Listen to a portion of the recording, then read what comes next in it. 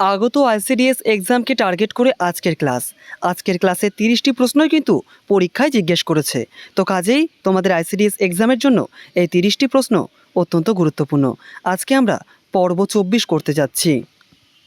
এর আগে আমরা 23টি ক্লাস করেছি, তোমরা চাইলে দেখতে পারো। প্রথম প্রশ্ন রয়েছে, ছোটনাগপুর মালভূমির সর্বোচ্চ স্থান কোনটি? ছোটনাগপুর মালভূমির সর্বোচ্চ স্থান, option D is the correct answer, Parasnath বা পরেশনাথ। এটি ঝাড়খণ্ডের গিরিডি জেলায় অবস্থিত এবং ছোটনাগপুর মালভূমির সর্বোচ্চ বিন্দু, মনে রাখবে। তারপরে 2 নম্বর কোশ্চেনটা দেখো। বিভিন্ন এক্সামে এই প্রশ্নটা জিজ্ঞেস করে, কুলিক পক্ষী সংরক্ষণালয় পশ্চিমবঙ্গের কোন জেলায় অবস্থিত? এটা মনে রাখবে। এটির উত্তর হচ্ছে option C is the correct answer, Uttar Dinajpur জেলাতে এটি অবস্থিত। কুলিক পাখি সংরক্ষণালয় এটি রায়গঞ্জের বন্যপ্রাণী অভয়ারণ্যও বলা হয়, মনে রাখবে। এবং এটি রায়গঞ্জের কাছে উত্তর দিনাজপুর জেলায় অবস্থিত এবং এর পাশ দিয়েই প্রবাহিত হয়ে গেছে কুলিক নদী। এরপরে 3 নাম্বার কোশ্চেনটি দেখো, দান সাগর ও অদ্ভুত সাগর গ্রন্থের রচয়িতাকে? এটির উত্তর হচ্ছে অপশন বি, বল্লাল সেন।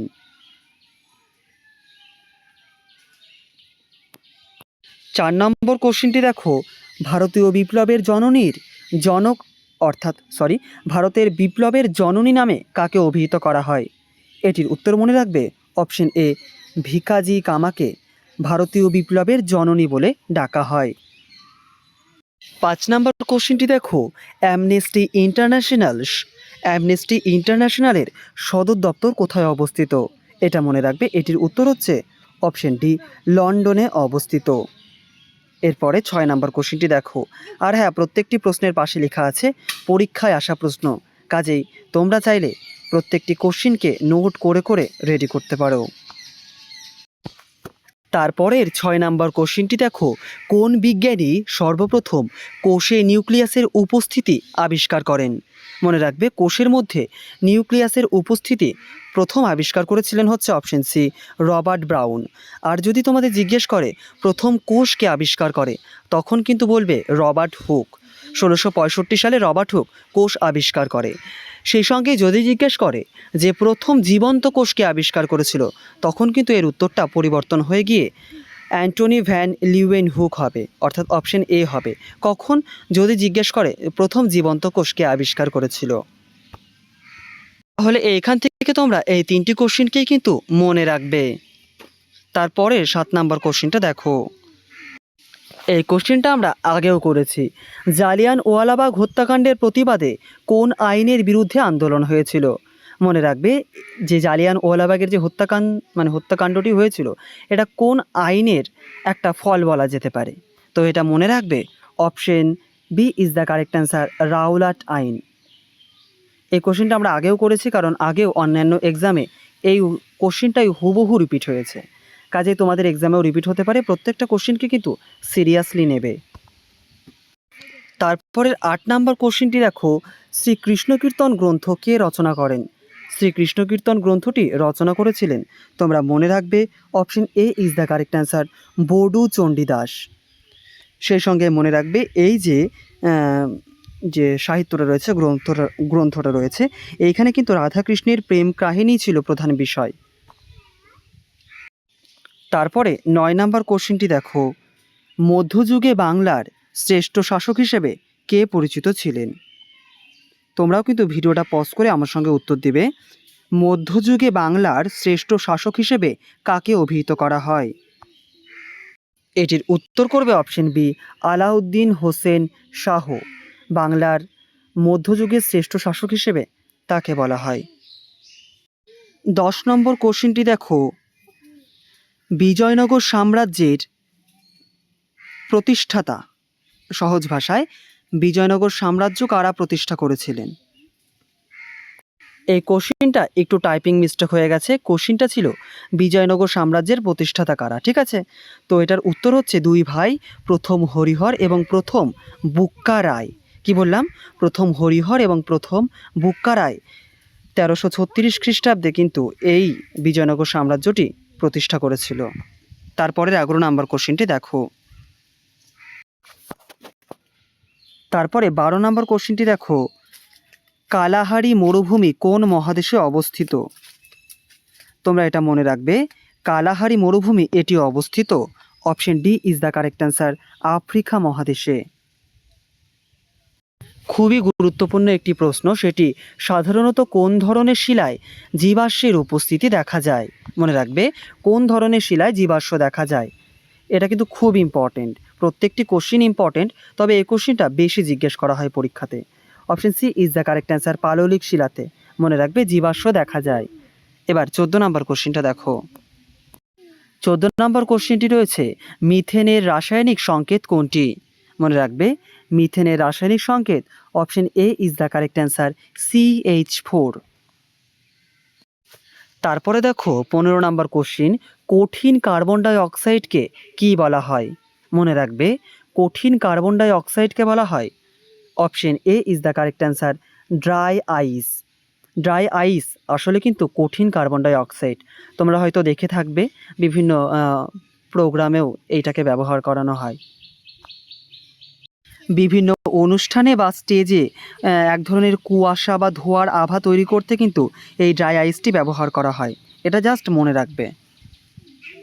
তারপরে 16 নম্বর কোশ্চিনটি দেখো, প্রখ্যাত লন টেনিস তারকা নোভাক জকোভিচ কোন দেশের নাগরিক? এটা মনে রাখবে, প্রখ্যাত টেনিস তারকা নোভাক জকোভিচ তিনি কিন্তু সার্বিয়া দেশের একজন বিখ্যাত, জগৎ বিখ্যাত একজন টেনিস প্লেয়ার।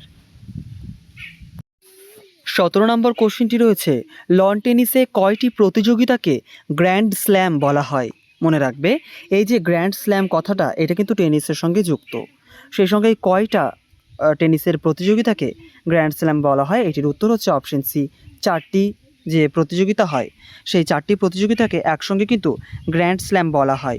এই প্রতিযোগিতাগুলি কি কি, এটা জাস্ট লিখে রাখতে পারো বা শুনে রাখো, তাহলেই হবে। Australian open, French open, Wimbledon open এবং US ওপেন।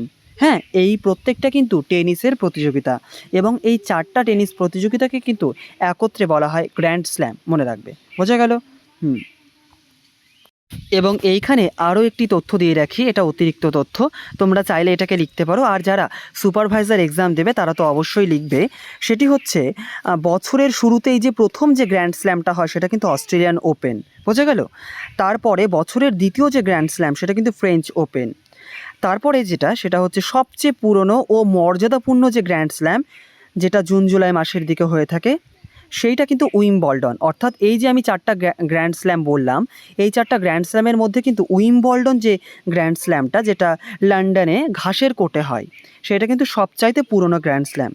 এবং একেবারে বছরের শেষের যে গ্র্যান্ড স্ল্যাম সেটা কিন্তু US ওপেন, বোঝা গেল? US ওপেন, এটা হার্ড কোর্টে খেলা হয় এবং এটা কিন্তু নিউ ইয়র্কে খেলা হয়, বোঝা গেল? যারা সুপারভাইজার দেবে তারা কিন্তু অবশ্যই জিনিসটাকে নোট করবে যে 4টা গ্র্যান্ড স্ল্যাম সেটা কি, সেটা Australian open, French open, Wimbledon open এবং US ওপেন। তার মধ্যে সবচাইতে পুরনো যে গ্র্যান্ড স্ল্যাম সেটা কিন্তু উইম্বলডন। এবার নেক্সট কোশ্চেন। আর হ্যাঁ, যাদের অতিরিক্ত তথ্যের প্রয়োজন হবে না, যারা অলরেডি আগে থেকে জানো, তারা কিন্তু অবশ্যই স্কিপ করে ভিডিওর সামনের দিকে এগিয়ে যাবে। এরপরে 18 নম্বর কোশ্চিন দেখো, ইউনেস্কোর ওয়ার্ল্ড হেরিটেজ সাইট হিসেবে অন্তর্ভুক্ত ধোলাভিরা কোন রাজ্যে অবস্থিত? দেখো, এইখানে ধোলাভিরা জিজ্ঞেস করেছে, তোমাদের তো শান্তিনিকেতন জিজ্ঞেস করতে পারে, কিংবা মহাবলীপুরমের রথ মন্দিরও জিজ্ঞেস করতে পারে। তো কাজেই এই যে ইউনেস্কো ওয়ার্ল্ড হেরিটেজ সাইটের যে টপিকটা, সেইটা কিন্তু তোমাদের রেডি করতে হবে। শুধু কোশ্চিন মানে কোশ্চিন পড়ে চলে যাবে না, কোশ্চিনের প্যাটার্নটাকে বোঝার চেষ্টা করবে যে তোমাদের কোন কোন টপিকগুলোকে রেডি করতে হবে। তারপরে দেখো 19 নম্বর কোশ্চিনটি দেখো, ইউনেস্কোর সদর দপ্তর কোথায় অবস্থিত? মনে রাখবে, ইউনেস্কোর সদর দপ্তর কিন্তু ফ্রান্সের প্যারিস শহরে অবস্থিত, অর্থাৎ option A is the correct answer. তারপরের 20 নম্বর কোশ্চিনটা দেখো, সায়েন্স থেকে একটি কোশ্চেন, সেটি হলো SI পদ্ধতিতে স্মরণের একক কী? SI পদ্ধতিতে স্মরণের একক কী? এটির উত্তর হচ্ছে option D is the correct answer, মনে রাখবে মিটার। 21 নম্বর কোশ্চিন, দ্রুতি কোন ধরনের রাশির উদাহরণ? এখানে দেখো 4টা অপশন রয়েছে, তোমরা পড়ো এবং নিজেরা উত্তর করার চেষ্টা করো। এটির উত্তর করবে option B is the correct answer, scalar রাশি। স্কেলার রাশি। তারপরের 22 নম্বর কোশ্চিনটি দেখো, ক্লোরিন গ্যাসের রং কেমন? অর্থাৎ এখানে যে দুটো অপশন রয়েছে তার মধ্যে উত্তরটা করার চেষ্টা করো। ক্লোরিন গ্যাসের রং কেমন? এটির উত্তর করবে option B is the correct answer, সবুজাভ হলুদ। অর্থাৎ হলুদ এবং সবুজের রঙের মতোই কিন্তু ক্লোরিন গ্যাসের রং হয়ে থাকে। তারপরে 23 নম্বর কোশ্চেনটা দেখো। 23 নম্বর কোশ্চেনটি দেখো, অ্যামোনিয়ার রাসায়নিক সংকেত কোনটি? অ্যামোনিয়ার রাসায়নিক সংকেত কোনটি? এটি মনে রাখবে, অ্যামোনিয়ার রাসায়নিক সংকেত হলো option A is the correct answer, NH3। বিভিন্ন যে রাসায়নিক সংকেত রয়েছে, মানে সবার তো পড়া সম্ভব নয় এবং সবার প্রয়োজনও নেই। যে প্রধান প্রধান যে রাসায়নিকগুলো রয়েছে, যেমন অক্সিজেন বলো, কার্বন ডাইঅক্সাইড বলো, মিথেন বলো, তো ক্লোরিন, এই সমস্ত জিনিসগুলো দেখে রাখবে। 24 নম্বর কোশ্চেনটি দেখো, বীরবলের আসল নাম কি? ঠিক আছে, এটা মনে রাখবে, বীরবলের আসল নাম হচ্ছে option D is the correct answer, Mahesh Das. তারপরে 25 নম্বর কোশ্চেনটি দেখো, জালিয়ানওয়ালাবাগের হত্যাকাণ্ড কত সালে সংঘটিত হয়েছিল? এই কোশ্চেনটা এখনও অনেকবার আমরা করে ফেলেছি, কারণ এটা অনেকবার জিজ্ঞেস করেছে। এটির উত্তর হচ্ছে option D is the correct answer, 1919 সালের 13ই এপ্রিল এই মর্মান্তিক ঘটনাটি ঘটেছিল। 26 নম্বর কোশ্চেনটি দেখো, নিউটনের প্রথম গতিসূত্রটি কী নামে পরিচিত? তোমরা জানো নিউটনের প্রথম গতিসূত্র কি? সূত্রটি হলো, বাহ্যিক কোনো বল প্রয়োগ না করলে স্থির বস্তু চিরকাল স্থির থাকবে এবং গতিশীল বস্তু সমবেগে সরলরেখায় চলতে থাকবে। এটাই কিন্তু নিউটনের প্রথম সূত্র। তো এই সূত্রটাকে আমরা আরও একটা নামে জানি, সেটি হচ্ছে option C is the correct answer, জড়তার মূলনীতি। মনে রাখবে। তারপরের এবার 27 নম্বর কোশ্চেনটা দেখো। তারপরে এবার 27 নম্বর কোশ্চেনটি দেখো এবং এই দুটো অপশনের মধ্যে উত্তর করার চেষ্টা করো। ভারতের রাষ্ট্রপতি কিভাবে নির্বাচিত হন? ভারতের রাষ্ট্রপতি নির্বাচিত হন, মনে রাখবে, সংসদের সদস্য ও রাজ্য আইনসভার সদস্যদের দ্বারা। সেই সঙ্গে রাজ্য আইনসভা বলতে কিন্তু বিধানসভার সদস্যদের দ্বারা বোঝানো হচ্ছে, বিধান পরিষদ নয় কিন্তু, মনে রাখবে। তার পরের প্রশ্নটি এবার দেখে নাও। 28 নম্বর কোশ্চেনটি দেখো, প্রাকৃতিক নির্বাচন তত্ত্বের সঙ্গে কার নাম জড়িত? প্রাকৃতিক নির্বাচন তত্ত্ব, তোমরা আশা করি এটা ক্লাস 10-এ পড়েছো।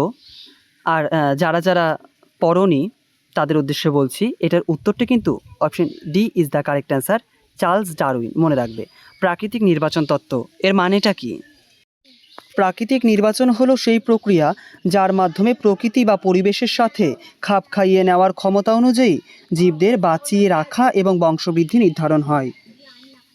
এইখান থেকে তোমরা যোগ্যতমের উদ্বর্তন এই কথাটাকেও মাথায় রাখবে, এটাও কিন্তু চার্লস ডারউইনই দিয়েছিলেন। আজকের ভিডিওর একেবারে আমরা শেষে চলে এসেছি। গোবর গ্যাসের প্রধান উপাদান কি? গোবর গ্যাসের প্রধান উপাদান, মনে রাখবে, option D is the correct answer, methane.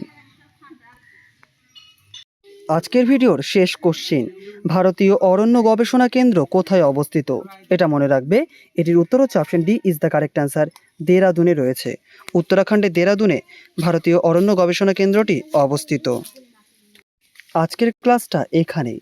আবার দেখা হচ্ছে গুরুত্বপূর্ণ একটি টপিক নিয়ে পরবর্তী ক্লাসে।